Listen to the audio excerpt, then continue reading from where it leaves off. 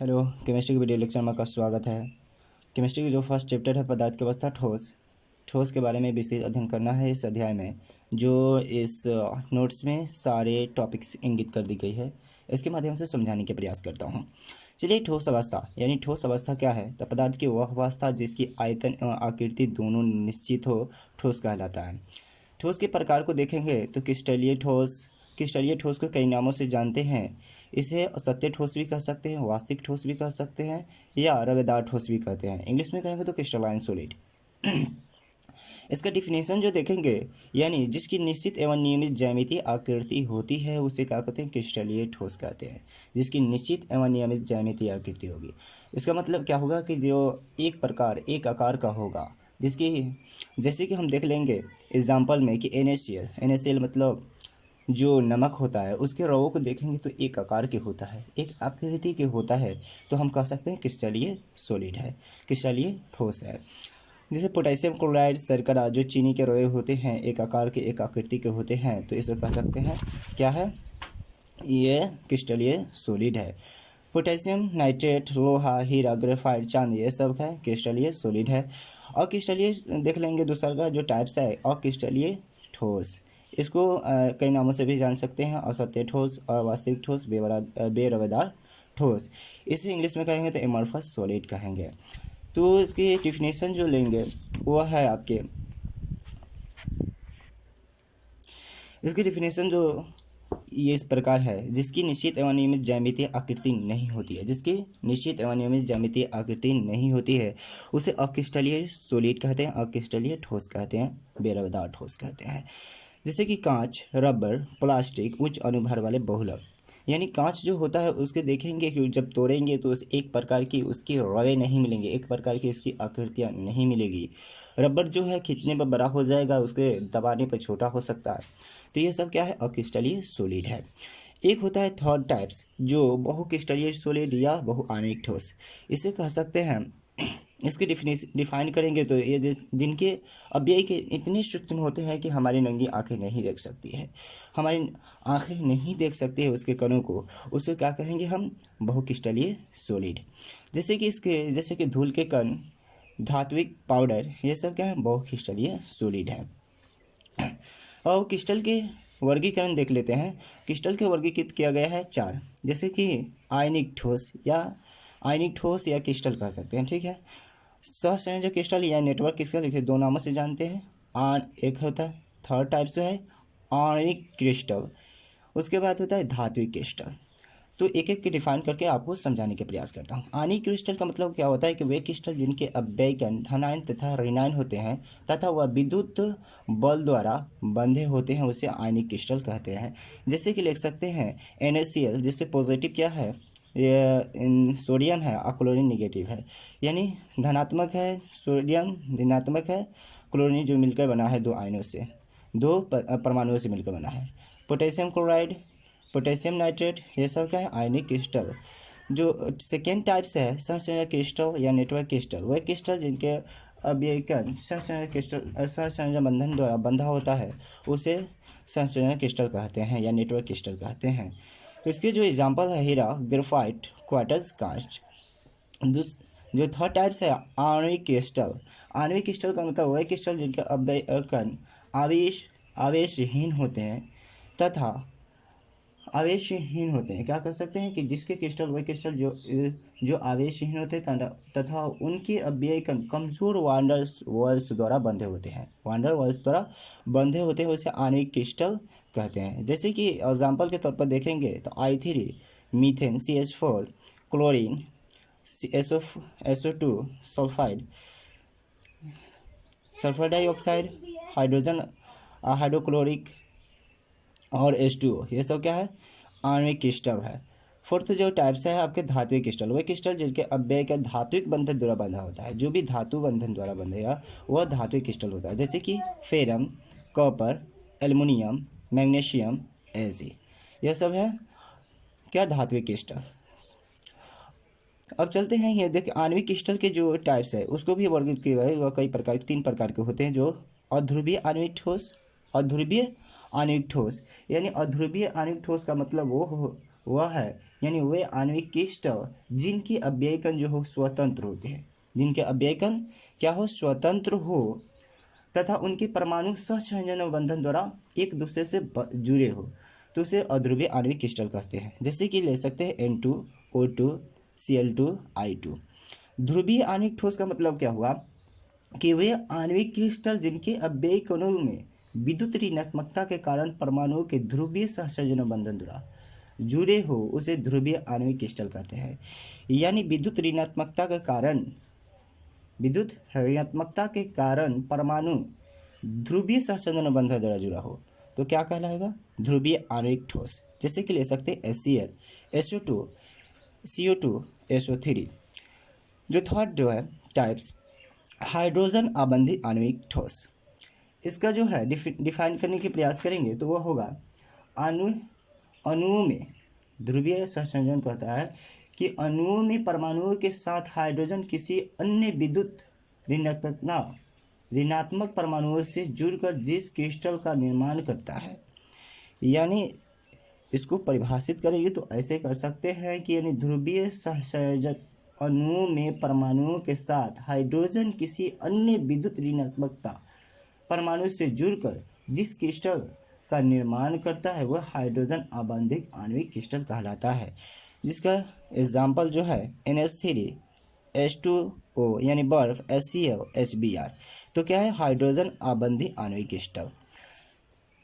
अब देखेंगे क्रिस्टल या रावा यानी नियमित बहुफलक आकृति वाला को क्या कहते हैं क्रिस्टल या रावा कहते हैं। जो होता है बहुफलक या पृष्ठ क्या कह सकते हैं क्रिस्टल की समतलीय सतह को क्या कहेंगे फलक या पृष्ठ कहेंगे। अंतरा पृष्ठीय कोण क्या है तो समतलीय दो सतहों से घिरा कोण को क्या कहेंगे अंतरा पृष्ठीय कोण कहेंगे। अब आता है आकाशीय जालक क्या होता है बिंदुओं का वह प्रतिरूप जो क्रिस्टल के कणों की व्यवस्था प्रदर्शित करता है उसे क्या कहते हैं आकाशीय जालक कहते हैं। यानी बिंदुओं का वह प्रतिरूप जो क्रिस्टल के कणों की व्यवस्था प्रदर्शित करता है उसे आकाशीय जालक कहते हैं। इकाई सेल या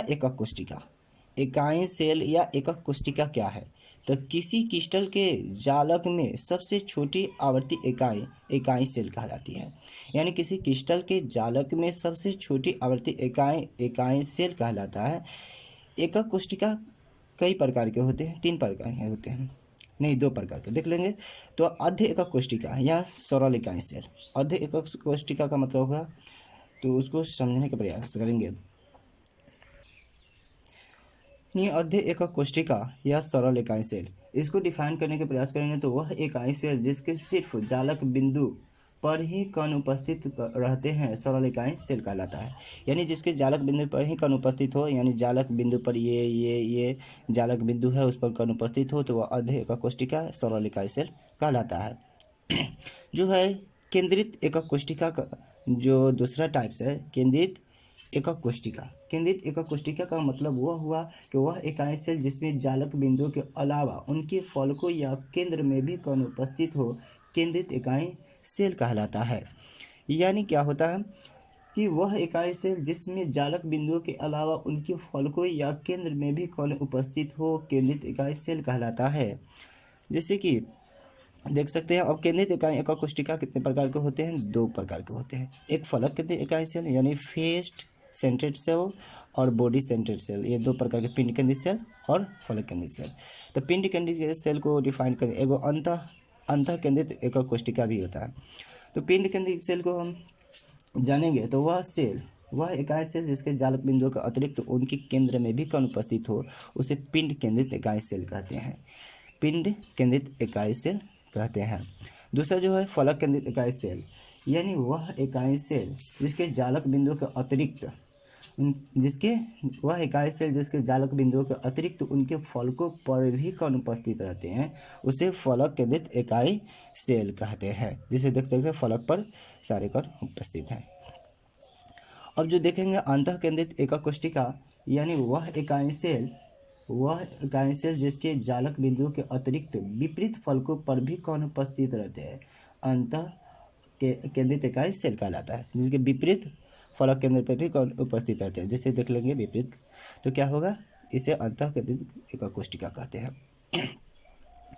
अब देख लेंगे एकाक कोशिकाओं के परमाणु की संख्या। ये मोस्ट इंपॉर्टेंट है आपके लिए, परीक्षा में पूछ सकता है ऑब्जेक्टिव टाइप में, यानी कि कह सकता है कि सरल एखनाकार इकाई सेल में परमाणुओं की संख्या कितनी होती है, फलक कितने होते हैं, यानी यही पूछता है परमाणुओं की संख्या। ठीक है, तो देख लेंगे सरल घनाकार इकाई सेल में परमाणुओं की संख्या जो होती है एक, पिंड केंद्रित यानी बॉडी सेंटर बीसीसी में ऐसे पूछ सकता है, बीसीसी में परमाणुओं की संख्या कितनी होती है, तो 2 होती है। एफसीसी यानी फेस सेंटर्ड सेल यानी फलक केंद्रित सेल में कितनी परमाणुओं की संख्या होती है, तो 4 होती है। तो क्रिस्टल के विभिन्न तंत्रों को क्रिस्टल के विभिन्न तंत्रों में विभक्त किया, यानी 7 तंत्रों में, यानी क्रिस्टल के विभिन्न तंत्र 7 तंत्रों में विभक्त किया जाता है, जिसे मूल क्रिस्टल तंत्र कहते हैं। जब 7 तंत्रों में विभक्त किया जाता है क्रिस्टल के विभिन्न तंत्रों को, तो उसे क्या कहते हैं, मूल क्रिस्टल तंत्र कहते हैं। जैसे घनीय, टेट्रागोनल, ऑर्थोरोम्बिक, हेक्सागोनल, तो ऐसे ये सब एग्जाम्पल है। तो यह इस माध्यम से आप समझेंगे, ये भी मोस्ट इंपॉर्टेंट है ऑब्जेक्टिव के लिए, जो आपके लिए ये इंडिकेट की गई है। देख सकेंगे 7 क्रिस्टल सिस्टम जो दिया गया है, इसमें ये अक्षय लंबाई दे देगा और ये सब दे देगा, तो आपको पूछ देगा कि आकार कैसा है, यानी A = B = C अक्षय लंबाई की जो होगी क्रिस्टल तंत्र की, क्रिस्टल तंत्र के आकार कैसे होगा, घनीय होगा कि क्या होगा, तो आप इस तरह से देख सकते हैं। तो क्रिस्टलीय तंत्र जैसे कि घनीय इसके अक्षीय लंबाई होता है A = B = C, और अक्षीय कोण होगा तो अल्फा = बीटा = गामा = 90 डिग्री। इसकी प्रवेश जालकों की संख्या होगी तो 3। जो एग्जाम्पल है NaCl, KCl, ZnS, copper, Ag, argentum और क्या है, टीन है। अब घनीय में आएंगे तो देखेंगे इसका जो अक्ष घनीय तो हो गया, उसके बाद होगा टेट्रागोनल। इसकी अक्षीय लंबाई जो होगी A = B ≠ C, alpha = beta = gamma = 90 degree. इसकी प्रवेश जालकों की संख्या होगी 2। इसमें जो उदाहरण होगा SnO2, टाइटेनियम ऑक्साइड यानी TiO2, कैल्शियम सल्फेट, ये सब क्या हो जाएंगे, इसके उदाहरण है।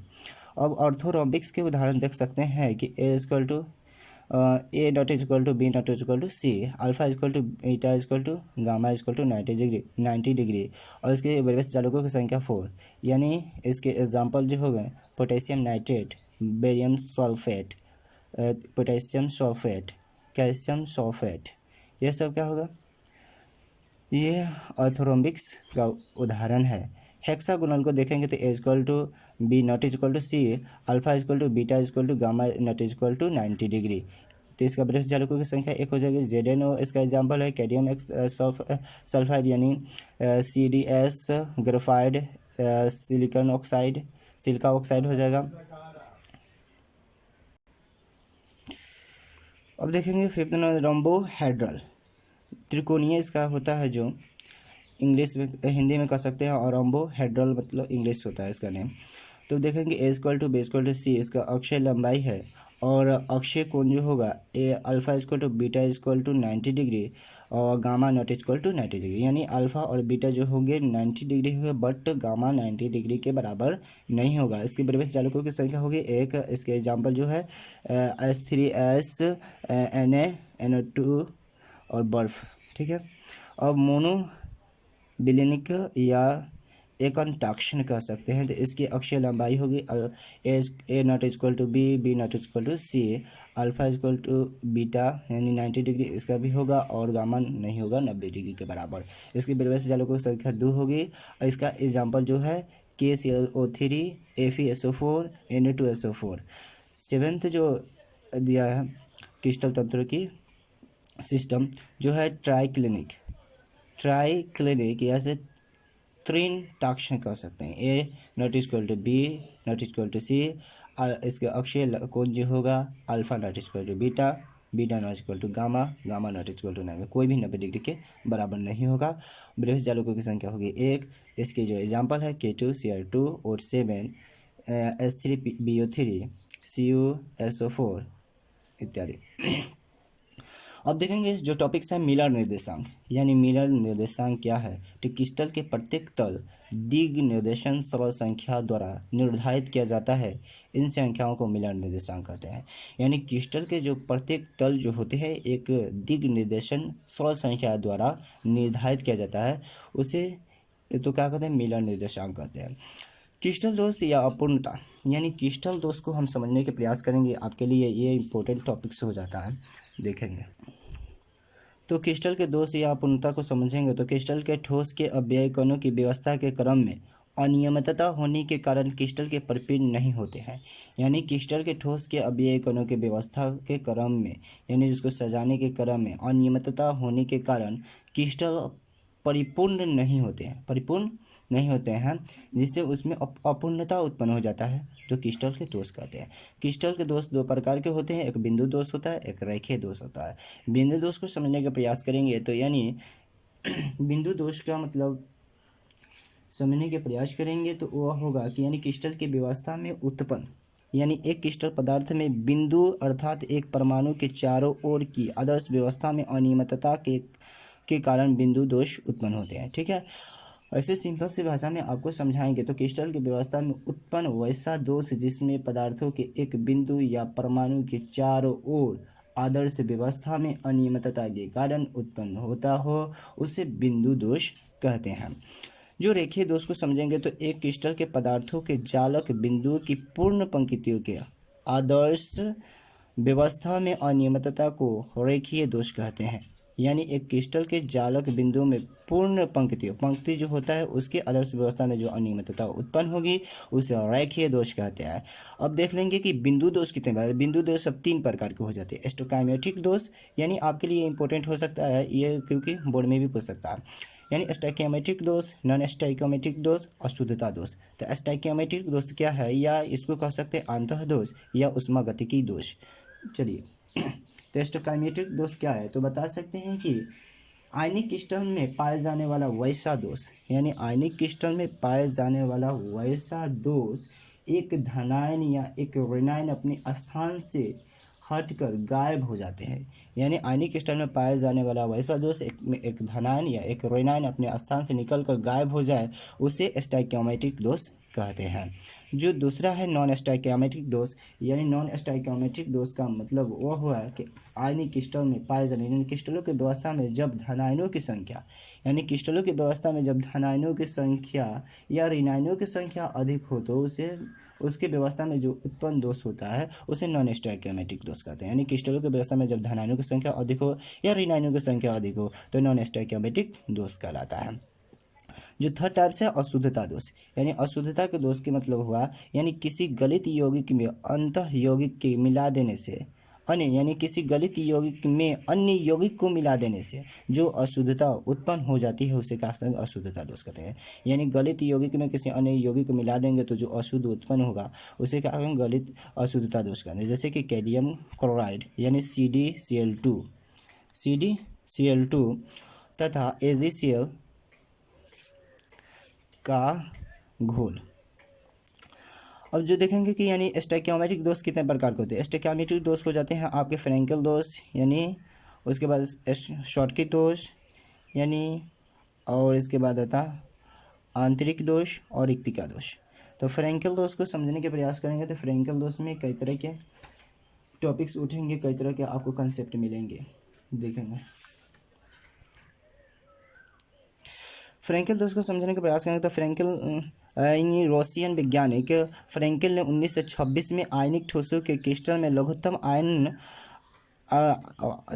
अपने वास्तविक स्थान से विस्थापित होकर अंतराकाश स्थान में चले जाते हैं। यानी जो होता है रशियन वैज्ञानिक ने देखा कि क्रिस्टल में 1926 में कि ठोसों के जो आयनिक लघुत्तम जो आयन होते हैं क्रिस्टल में, जो लघुत्तम आयन होते हैं अपने वास्तविक स्थान से निकलकर गायब हो जाते हैं, जिससे उसमें उत्पन्न होता है जो दोष, उसे फ्रैंकल दोष कहते हैं।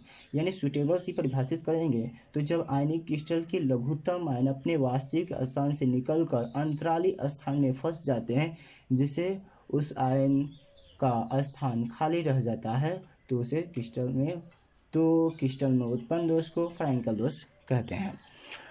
अब इसका एग्जाम्पल देख, इसको समझेंगे एग्जाम्पल के तौर पर ZnS AgBr यानी किस किस में फ्रैंकल दोष पाया जाता है। तो ZnS AgCl AgBr AgI इसे विस्थापित दोष भी यह ठोस के घनत्व को प्रभावित नहीं करता है। यानी फ्रैंकल दोष जो है ठोस के घनत्व को प्रभावित नहीं करता है, यह आपके लिए ऑब्जेक्टिव बन सकता है। यानी कौन सा दोष ठोस के घनत्व को प्रभावित नहीं करता है, तो आप बताएंगे फ्रैंकल दोष। या ऐसे भी कर सकता है कि ZnS में कौन सा दोष पाया जाता है, यानी निम्नलिखित में फ्रैंकल दोष पाया कह सकता है कि निम्नलिखित में दिए गए किस में फ्रैंकल दोष पाया जाता है।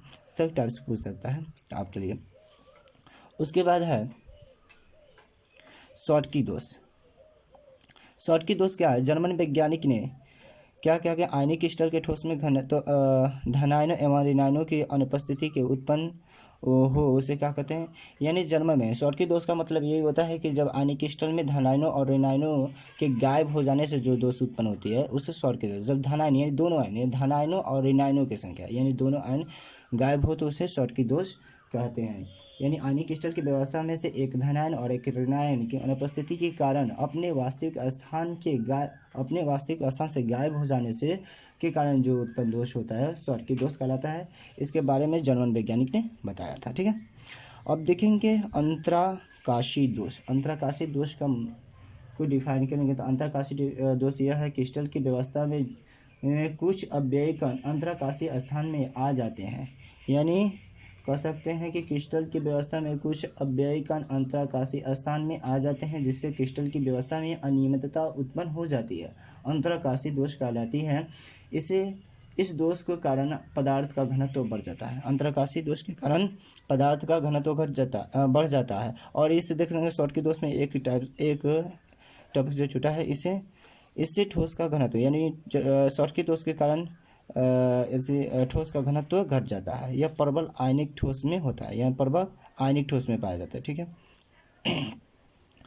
और ये जो होता है यानी इस अंतरकाशी दोष के कारण क्या होता है पदार्थ के घनत्व बढ़ जाता है, बढ़ा देता है। रिक्तिका दोष को समझने का प्रयास करेंगे तो रिक्तिका दोष वह है कि रिक्तिका दोष यानी क्रिस्टल की व्यवस्था के क्रम में कुछ जालक स्थान रिक्त रह जाते हैं। क्रिस्टल की व्यवस्था में कुछ रिक्तिका दोष का मतलब है क्रिस्टल की व्यवस्था के क्रम में कुछ जालक स्थान रिक्त रह जाते हैं जिससे इसकी व्यवस्था में अनियमितता उत्पन्न हो जाती है। रिक्तिका दोष कहलाती है। ठीक है, रिक्तिका दोष कहलाती है। अब डिफाइन जो करेंगे धातु की अधिकता दोष। धातु की ये तो सिंपल है, आप समझ सकते हैं कि धातु अधिकता दोष क्या है कि जब आयनिक क्रिस्टल में धनायनों की संख्या अधिक हो जाती है तो धातु अधिकता दोष पाया जाता है। और जब धातु के क्रिस्टल में ऋणायनों की संख्या अधिक हो तो धातु अल्पता दोष कराएंगे। जैसे कि धातु अधिकता दोष के एग्जाम्पल जो होंगे ZnO, यानी कह सकता है कि किस कारण ZnO पीला दिखाई देता है तो आप कहते हैं धातु अधिकता दोष के कारण। इसी तरह एग्जाम्पल है इस दोष के कारण क्रिस्टल अर्धचालक बन जाते हैं। यानी धातु अल्पता दोष के कारण क्रिस्टल अर्धचालक बन जाते हैं। चलिए अब दूसरा टॉपिक से देखते हैं अब क्या हाल है। हम देखेंगे विद्युत गुणों के आधार पर ठोस के प्रकार कितने होते हैं। विद्युत गुण के आधार पर देखेंगे कि ठोस के कितने प्रकार होते हैं। तो विद्युत चालक या सुचालक, विद्युत रोधी या अचालक, अर्धचालक। तो विद्युत चालक क्या है तो आप लोग जानते होंगे पहले से भी, तो ये खास नहीं बन प्रति के आधार पर जान लेते हैं। वैसे ठोस जिनकी विद्युत चालकता 10⁴ ओम इनवर्स से 10⁷ ओम इनवर्स के क्रम में होती है। यानी 10⁴ ओम इनवर्स से लेकर 10⁷ ओम इनवर्स के क्रम में होती है। अर्थात वे विद्युत का प्रभाव आसानी से करते हैं, उसे क्या कहते हैं सुचालक या विद्युत चालक कहते हैं। जैसे धातु, मिश्र धातु, अम्ल, क्षार, ग्रेफाइट जो अधातु है फिर भी क्या करता है विद्युत का सुचालक करता है, विद्युत का प्रवाह करता है। यानी विद्युत रोधी क्या है या अचालक। वैसे ठोस जिनकी विद्युत चालकता अब यानी अत्यंत न्यूनतम अर्थात अत्यंत कम होते हैं।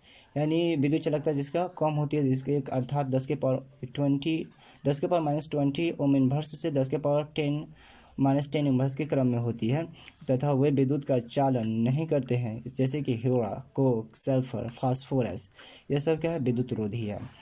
अर्धचालक को देखेंगे वैसे तो जिनकी विद्युत चालकता 10⁻⁻⁶ से ओम इनवर्स से 10⁻⁴ ओम इनवर्स के क्रम में होती है, अर्थात जिनकी विद्युत चालकता चालक एवं अचालक के मध्य होती है, उसे क्या कहते हैं, अर्धचालक कहते हैं। जैसे कि सिलिका, जर्मेनियम, कैडमियम और कैडमियम सल्फाइड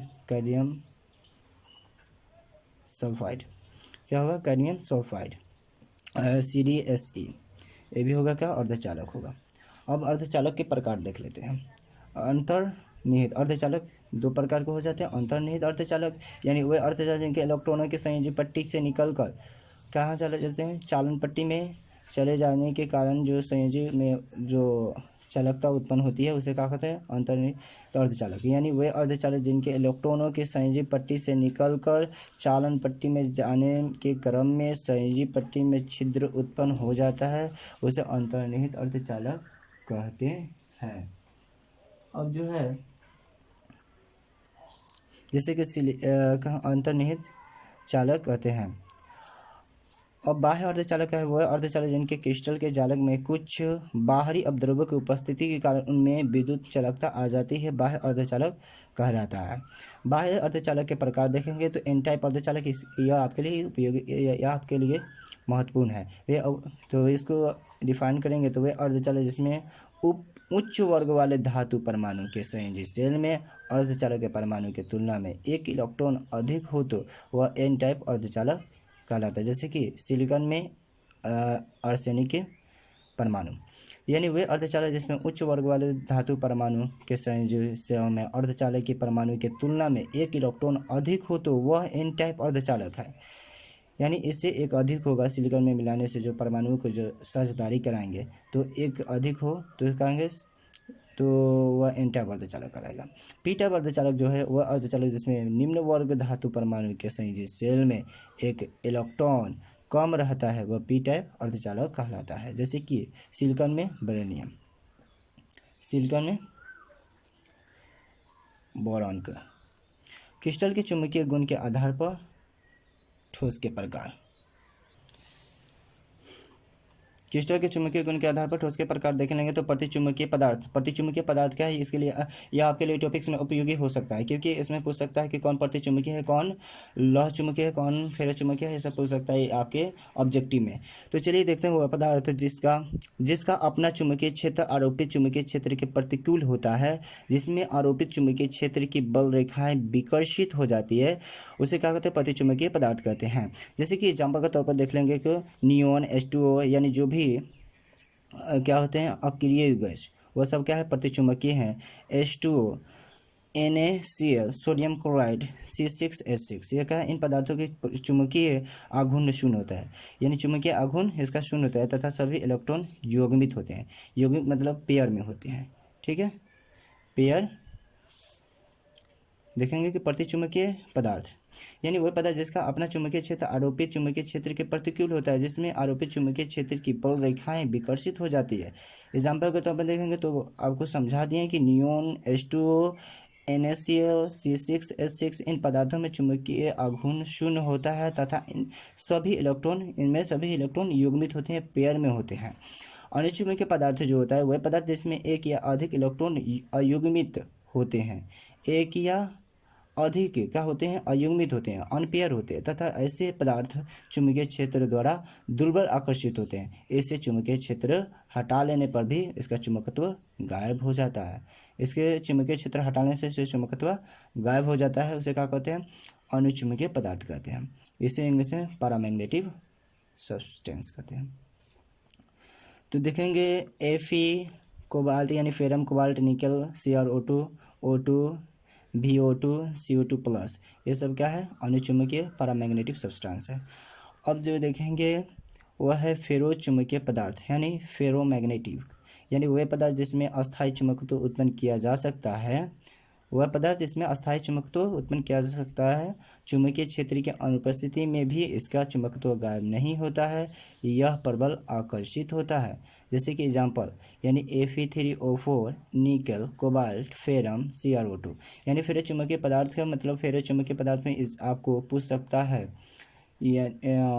ऑब्जेक्टिव पूछ सकता है, यानी कौन सा कि निम्नलिखित में कौन सा फेरस चुंबकीय पदार्थ है, तो पूछ सकता है Fe3O4 दे सकता है ऑप्शन में, निकल भी दे सकता है, कोबाल्ट भी दे सकता है, फेरम भी दे सकता है, क्रोमियम ऑक्साइड भी दे सकता है, तो आप इसमें से चूज कर लेंगे। अब होता है एंटी फेरो चुंबकीय substance, anti ferro magnetic substance, यानी वह पदार्थ जिसमें चुंबकीय आघूर्णों का दिग निर्देशन करने पर कुल आघूर्णों का योग शून्य हो जाता है। दिग निर्देशन करने पर उसका कुल आघूर्णों की संख्या शून्य हो, उसे क्या कहते हैं, एंटी फेरोमैग्नेटिक सब्सटेंस कहते हैं। जैसे कि MnO, V2O3, Cr2O3, Fe2O3, MnO2 और CaO, निकेल ऑक्साइड, ये सब क्या है, एंटी फेरोमैग्नेटिक सब्सटेंस। फेरिक चुंबकीय पदार्थ क्या है, वह पदार्थ जिसके चुंबकीय आघूर्ण एक ही संभव विपरीत दिशाओं में असमान संख्याओं से दिग निर्देशित होते हैं तथा इनका आघूर्ण प्लस होता है। जैसे एग्जाम्पल के तौर पर देंगे Fe3 रुके थोड़ा सा सोचते हैं, Fe3O4 इसका एग्जाम्पल हो फेरी मैग्नेटिक के। अब देखेंगे आपके लिए महत्वपूर्ण जो ये टॉपिक्स हैं जो आपको ये दिखा रहा हूँ, आपके ऑब्जेक्ट के लिए बेहद उपयोगी है। एक कोष्ठिका मध्य दूरी त्रिज्या, सरल इकाई के जो मध्य दूरी होती है a और इसकी त्रिज्या जो होती है a/2, पिंड केंद्रित घनाकार की जो होती है मध्य दूरी √3a/√2 और इसका जो होता है 4 हो जाएगा 3a/4। फलक केंद्र का जो त्रिज्या होता है a/2 संकुलन क्षमता देख लेंगे तो यानी संकुलन क्षमता आपके लिए बेहद उपयोगी है क्योंकि इससे आपको क्वेश्चन उठाता है। संकुलन क्षमता है सरल घनाकार इकाई सेल, सरल घनाकार इकाई सेल में कितने संकुलन क्षमता होगा या इस और रिक्तियाँ कितनी होगी, तो संकुलन क्षमता 52% होगा और रिक्तियाँ जो होगा 48% होगा। पिंड केंद्रित घनाकार में संकुलन जो क्षमता होगा 68% और रिक्तियाँ जो होगा 32%। इसको BCC में कह सकता है कि BCC में रिक्तियों की संख्या कितनी होती है, तो 32% रिक्तियाँ होती है। और फलक केंद्र यानी फलक केंद्र को SCP, CCP और CCP कह सकते हैं, जिसमें संकुलन क्षमता होगी 74% और रिक्तियाँ होगी 26%। कुछ आपके लिए त्रिज्या अनुपात जो देखेंगे, त्रिज्या अनुपात जैसे कि 0.155 से 0.225 के जो उपसंयोजन संख्या होगा 3 होगा। इसकी ज्यामितीय आकृति जो होगी त्रिकोणमितीय समतलीय। जो एग्जाम्पल के तौर पर देखेंगे B2O3Bn। जो सेकेंड जो एग्जाम्पल है त्रिज्या अनुपात जो है परास है 0.225 से 0.414, इसकी उपसंयोजन संख्या जो होगी 3। इसको इसकी ज्यामितीय आकृति जो होगी चतुष्फलकीय। और 0.414 से 0.732 से जिसकी संयोजन संख्या होगी 6 अष्टफलकीय। और जो होगा फोर्थ होगा 0.732 से 1.00, इसकी उपसंयोजन संख्या 1 होगा, इसका घनीय होगा आकृति। जो आपके एग्जाम्पल ये सब देख सकते हैं, ठीक है।